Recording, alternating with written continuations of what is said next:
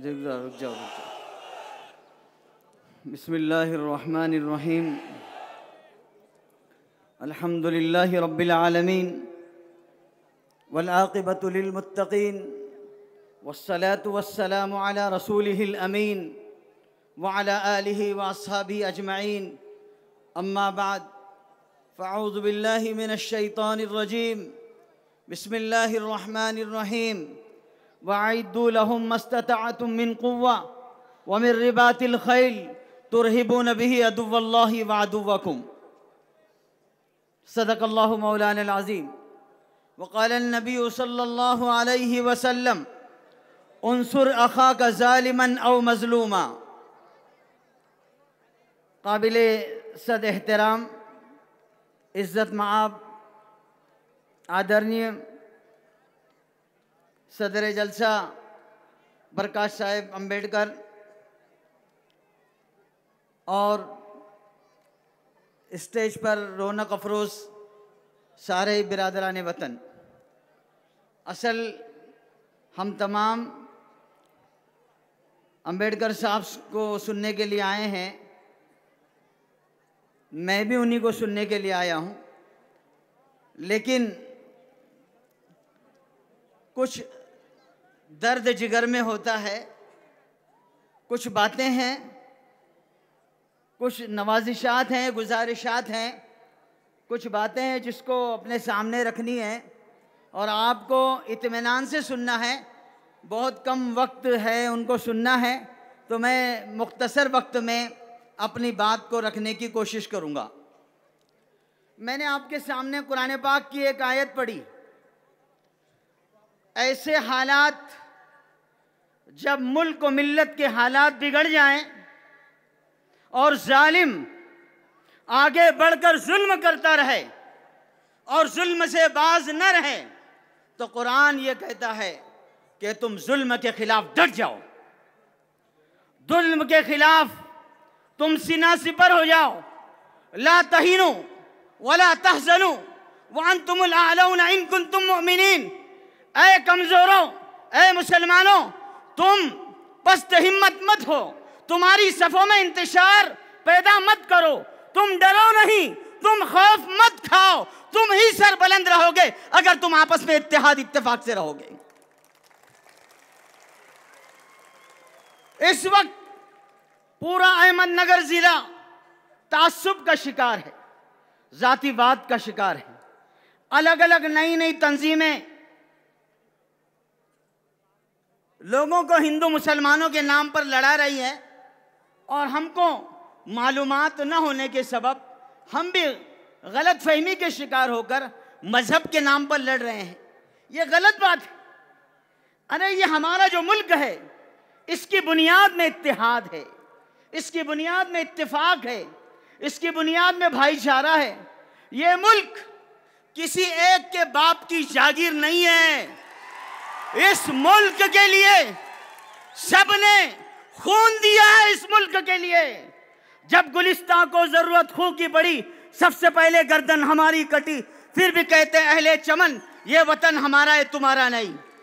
याद रखो, ये मुल्क सबका है, हिंदुओं का है उतना ही, मुसलमानों का उतना ही है, सिखों का उतना ही है, जैनों का उतना ही है, दलितों का उतना ही है। सबका मुल्क है। इस मुल्क की मिट्टी में सबका खून शामिल है। जो लोग आज इक्तदार पर बरसरे इक्तदार है, मसनद पर बरसरे इक्तदार है, जो अपने आप को आरएसएस और बीजेपी और इस मुल्क के ठेकेदार समझते हैं, वो समझ लें कि इस मुल्क के हमारे अकाबिरीन ने, हमारे बुजुर्गों ने, हमारे उलमा ने खून की कुर्बानी दी है, पसीने की कुर्बानी नहीं दी है। सबने मिलकर कुर्बानी दी है। अहमदनगर जिला चंद महीनों से बारूद के ढेर पे है। उमरा गांव, कोई बात नहीं, झूठ बात, बिलावजह की बात कि धर्म परिवर्तन इतना आसान है किसी का धर्म परिवर्तन कर लेना। कोई चॉकलेट बिस्कुट है कि मुंह में डाल के चबा लिया जाएगा?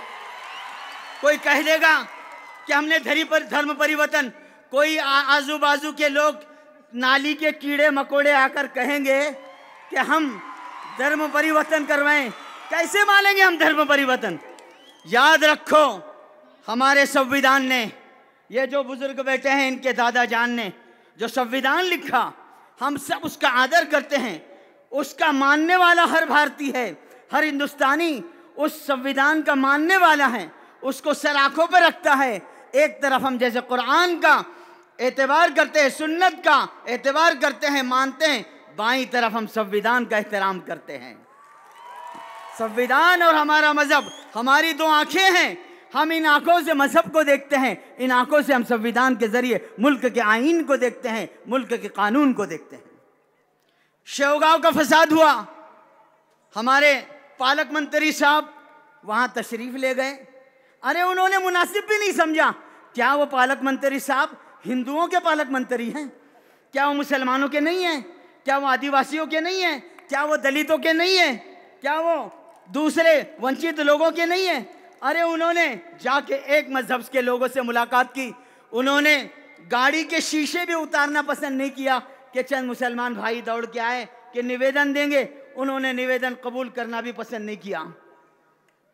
अरे यही पालक मंत्री जी, मामला आया अपने गुहा का, वहां जुल्म हो रहा है। याद रखो, गुहा में जुल्म हो रहा है। गुहा दरगाह है, गुहा को जबरदस्ती गलतफहमी के शिकार आप भी हो रहे हैं, हम भी हो रहे हैं। किसी को भी मंदिर बना दिया, किसी को गुरुद्वारा। क्या चल रहा है ये? अरे आओ, इत्तेफाक से बैठो, मसले हल करो। कोपरगांव में लव जिहाद का मसला, इस्लाम में लव जिहाद कोई चीज नहीं है। इस्लाम का लव जिहाद से कोई ताल्लुक नहीं है। जिहाद अरबिक लफ्ज है, लव अंग्रेजी लफ्ज है। अरबी और अंग्रेजी कैसे जमा होगा? कैसे जमा होगा? कैसे लव जिहाद है? आपको आज़ादी दी है संविधान ने, आप आगे बढ़िए, मोहब्बत कीजिए, जायज़ मोहब्बत कीजिए, जायज़ मोहब्बत कीजिए, वतन से मोहब्बत कीजिए, मजहब से मोहब्बत कीजिए, माँ बाप से मोहब्बत कीजिए। अरे नौजवानों, तुम्हारे माँ बाप बूढ़े हैं, उनका ख्याल रखो, माँओं को बापों को एहतराम करो। आप तो माँओं को बापों को पीछे डाल रहे हैं, उनको बेइज्जत कर रहे हैं, और आपको इतनी ज़्यादा लव जिहाद से प्यार हो गया। ये कहाँ से लाए ये बेबुनियाद बात? कोपरगांव के एक देहात में कोल्पेवाड़ी के करीब कुरान को जला दिया गया। ये हमारी सभ्यता है? ये हमारा संविधान है? ये हमारा कब तरीका था कि हम दूसरे मजहब की किताबों को जला देंगे? ये तो हमारा मजहब नहीं सिखाता। आपस में बैर रखना, हिंदी है हम वतन है, हिंदुस्तान हमारा। इसलिए मैं आप तमाम से दरख्वास्त करूंगा कि 2024 करीब है। जिन लोगों ने हमारे मुल्क के राज बेचे, जिन लोगों ने मुल्क की, जिनकी आज़ादी की लड़ाई में कोई योगदान नहीं रहा, आज वो मनसब पे बैठे हैं, आज वो मनसब पे बैठे हैं। हमने कुर्बानियाँ दी, हमारे बुजुर्गों ने, दलित मुसलमानों के बुजुर्गों ने कुर्बानियाँ दी। आज मुल्क आज़ाद हुआ, अल्हम्दुलिल्लाह मुल्क आज़ाद रहेगा। आप ये चाहते हैं कि संविधान बरकरार रहे, तो आप तमाम को 2024 तक एक नसीहत है, इत्तेहाद से रहें, इत्तेफाक से रहे, एकजुट से रहे, एकता से रहे, अखंडता से रहे, कभी गलत फहमी का शिकार ना हो। इलेक्शन आ रहा है, इलेक्शन को गुजरने दो अच्छे से। हमारे ऐसे जो लोग हैं, जो कौम की रहबरी के काबिल हैं, लायक हैं, ऐसे लोगों के हाथ मजबूत करें, ऐसे लोगों के पीछे चलें। मैं इतनी बात कहकर अपनी बात को ख़त्म करता हूँ। वाखिर दावाना अल्हम्दुलिल्लाहि रब्बिल आलमीन।